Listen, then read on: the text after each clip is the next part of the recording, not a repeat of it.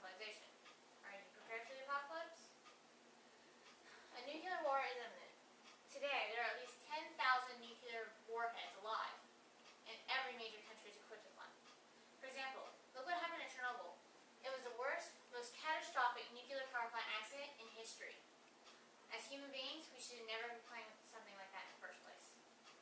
After the Chernobyl accident, radiation particles spread through the air, causing a nuclear fallout for Belarus.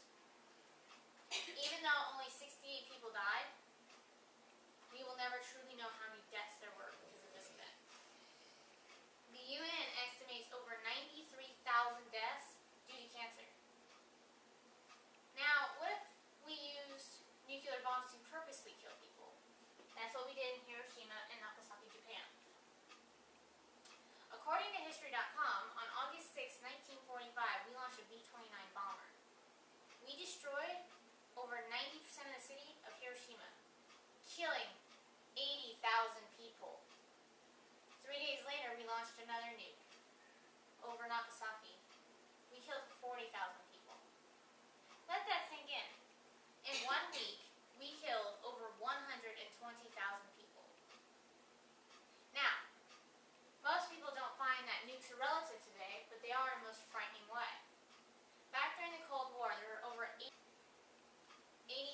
nukes that were alive.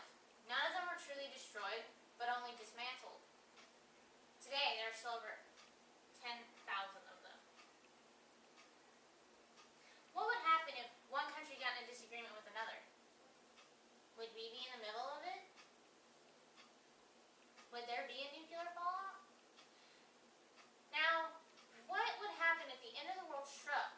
Not because of a mass destruction weapon, but as something we can't even see. Biological warfare, also known as germ warfare. Back during 2001, a powdered version of anthrax made its way into the mail system, infecting 22 people. 12 of them were mail handlers. Luckily, only 5 died. According to the CDC, a small amount of anthrax can infect a large amount of people. Recently, this past year, the CDC had slip-up. Anthrax leaked from a test tube, quarantining 81 members of staff. What would happen if anthrax escaped and contaminated others? Let's go back to 1947. According to the National Library of Medicine, during World War II, Japan dropped plague-diseased fleas over China, killing 30,000 people. Now, if a country really had vengeance for another, what would stop them from repeating history? This past year, we had the worst Ebola outbreak in history.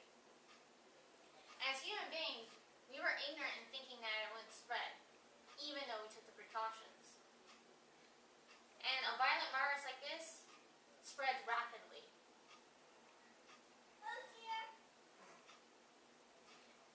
Now that Ebola is here, it's here to stay. Now, what would happen if any of these viruses mutated? What would be their harm? What if we combine 2 different elements together, such as chemical and biological?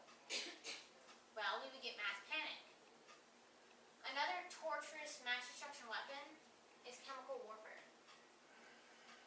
Back in 1942, during World War II, the Nazis herded people inside of chambers, filling those chambers up with carbon monoxide, slowly suffocating each person and killing 250,000 people. Now, what if there was a gas that anybody and everybody can make if they really wanted to?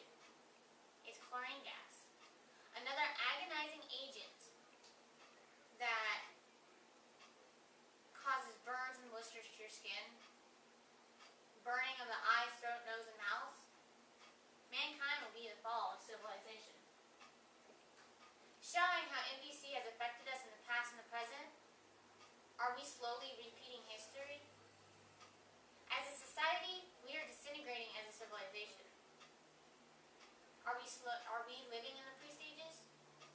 Is the end of the world